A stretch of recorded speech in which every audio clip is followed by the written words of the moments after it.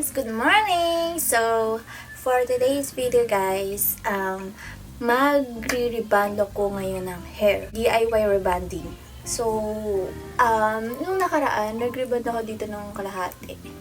Yung mga bagong tubo lang. So, ngayon, nakikita nyo, medyo wavy-wavy siya. Ayan o. Ayan. Ayan yung i-rebond natin. Hindi siya buong hair ang i-rebond ko. Bali yung mga bagong tubo lang. So, ayan. So, gagamitin ko to. Pinili ko to sa Shopee. Yung AHGLOW. Ito guys, yung AHGLOW. Complete set na siya. May number 1 and 2. Yung isa pang straight. Yung isa pang yung parang keratin na ewan. Basahin nyo muna bago kayo mag-rebond ng hair. Sabi dito, do not use customer who are allergic to straightening or firming products. If necessary, do a skin test. Para sa akin naman, nagamit ko na siya before kaya wala namang problema. And do not use on scalp or skin that is sore, broken, or irritated. So, ako kasi pag-rebond, hindi ko siya buong dito sa mismong scalp kasi mahapti siya, diba? Kahit sa parlor, diba mahapti. Kaya, medyo hanggang dito lang. Tsaka ayaw kasi ng medyo yung ganyan, yung mukhang sobrang straight na parang hinimad. Ayoko yun. Kaya, mas okay sa akin yung DIY. Kasi before, pag nagpapa-rebond ako sa mga parlor, sobrang straight nito. Yan, ganyan. Sobrang straight. Halatang nagpa-rebond ka. Ako kasi, gusto ko kasi medyo mukha pang natural. Yan, ang dry ng hair ko. Kasi, hindi pa ako naliligo, guys. Babalawan ko naman kasi siya mamaya eh. And, wear suitable gloves. Yan. Mayroon din ako, guys, sa gloves. Kasi, mabaho siya sa kamay. Kaya, dapat naka-gloves kayo. And do not rebond hair that is newly relaxed or straightened, bleach, highlighted, or color with metallic dyes, especially within 3 months of the chemical treatment. Ayan, huwag kayo mag-rebond guys ng kaka-highlights nyo lang or kakapakulay nyo ng hair. So, itong kulay ko ng hair, sobrang tagal na nito, kaya ganyan nag-dry.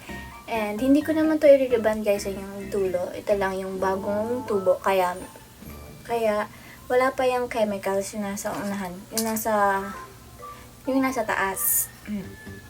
Ayan. So, open na natin. Ayan. Ganito siya, guys. Ito yung pang straight. And, ano ba dito? Ay, ito yung number 1, straightening cream na makikita naman dyan. Ito yung number 2, neutralizer cream. So, ito una natin gagamitin kasi ito yung magpapa-straight ng hair nyo. Kailangan nyo pala, guys, ng dalawang gloves, syempre. And, clamps, or kahit anong pwedeng kahit clip lang, yung pwedeng ganyan eh, gamitin nyo lang. Kailangan nyo din, syempre, ng blower. And, kailangan nyo guys din ng, syempre, ng plancha, suklay, lalagyan, and this one, panghalo. Ayan, so, simulan na natin. First, kailangan muna tayo mag-wear ng gloves. So, yan. Wear tayo ng gloves. Protection sa skin nyo. And, kasi medyo may amoy siya. Doctor. Kailangan na natin. Depende naman to sa guys kung anong yung mga may budget or yung may mga ayaw ma-hassle. Pwede yung gawin to pwede kayo magpa-rebond sa parlor. Pero ako kasi, ayun nga guys, sabi ko kanina gusto ko dito, nababalance ko kung gano'ng karami yung ilalagay na chemicals sa hair. So, ayan. So, kaya muna tayo.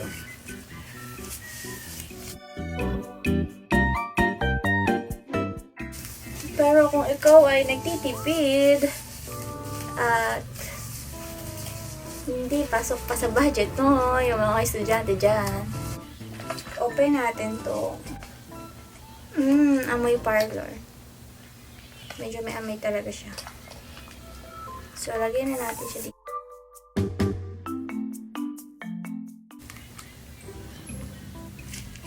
Sabi sa inyo, may amoy siya.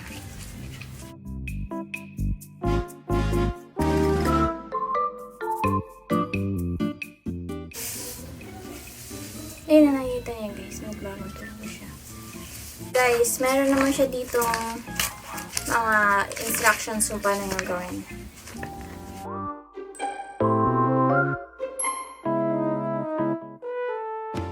Iiwasan ko guys na malagyan yung part ng baba kasi baka mag-dry siya ng sobra. Kasi nga, rebonded na siya, di ba?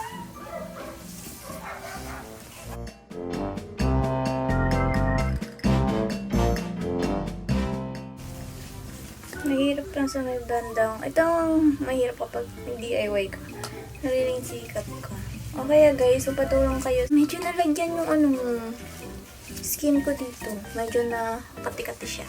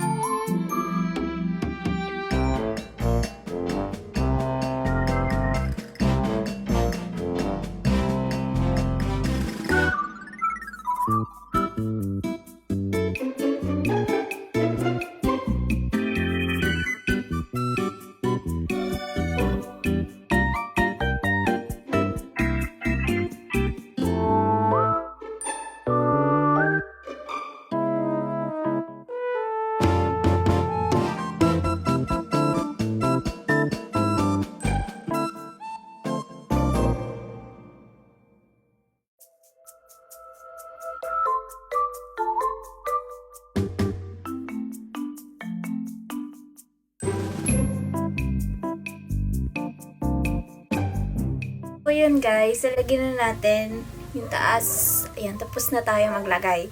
So, wait lang tayo ng up to 30 minutes, 30 to 40 minutes natin siyang ibabad para mag-stay siyang straight. Ayan. So, habang naghihintay tayo, mag-Mobile Legends muna tayo.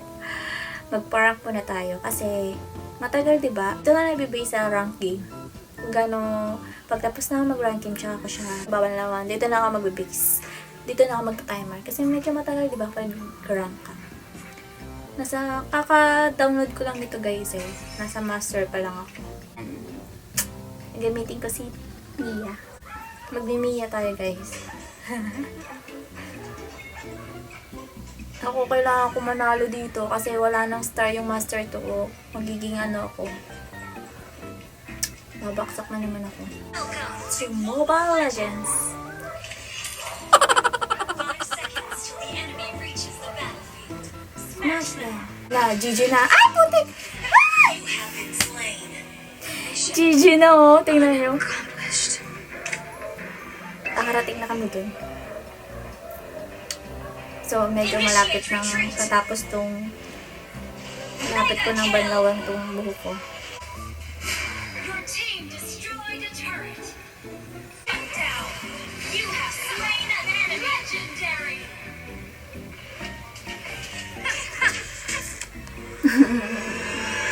Boom!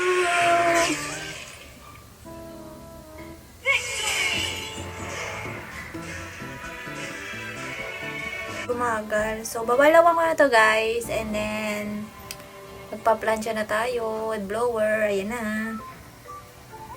So, ayan, guys. Babalawan na natin. So, mag-blower na tayo. Ito yung hassle. Mag-blower ka. So, paplanchain mo.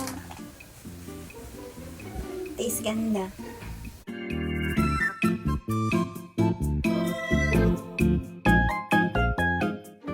Ayan guys, after natin mag-blower, magpa-plancha na tayo.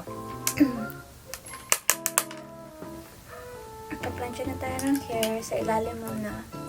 So, hindi ko na guys bin-blower hanggang ilalim. Kasi, hanggang dito lang yung bin-blower. Ito lang naman kailangan natin eh. Ayan. Tingnan nyo, medyo may pagbabago na agad. Dahil nabibibaby siya. Ayun o. So, hintayin natin uminit yung plancha. Ayan, medyo mainit na siya.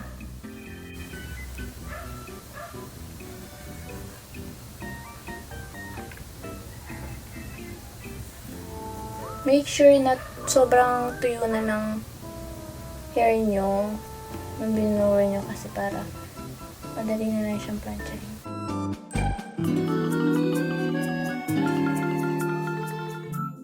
Ayan. Tapos na tayo mag-plancha. Hindi ko masyado siyang finlat. Medyo madami lang siyang mga tudyang. At ayan. After natin mag-plancha, maglalagay na tayo ng cream. Tinatawag na neutralizer cream. Ito, mabango tong amoy na to.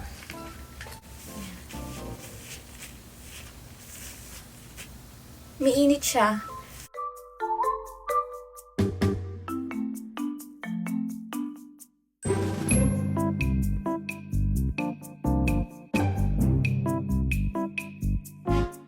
So, ayan guys. Tapos ko na siyang lagyan ng cream. Mag-wait lang ulit tayo na 20 to 30 minutes. Tapos ayun na yun. Ayun na yung last. Ayan. So, habang nag-aantay tayo, Mobile Legends ulit tayo. Hi guys! So, tapos ko na siyang blower. Hindi ko pa siya napaplansya, pero tingnan nyo guys, straight na siya. Diba? Medyo basa pa siya. Yan na guys. Pwede nyo na siyang hindi plansyahin. Depende sa inyo. Sa akin, medyo pa-plansyahin ko siya ng konti. So, yan guys. So, diba? Straight! Instant rebond! Na walang sabit dito dali. Galing mo, tingnan nyo. Hindi ko pa yun napaplansya. Mamaya, i-update ko kaya pag naplansya ko na siya. Last step, magpa-plansya na ako guys. Ito na yung huli kong gagawin. Konting plansya lang.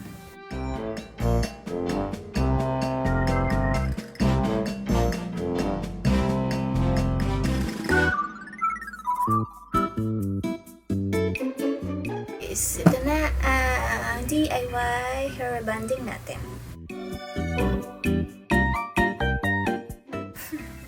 Thank you for watching! So, if nagustuhan nyo to, don't forget to subscribe and like this video. Bye-bye!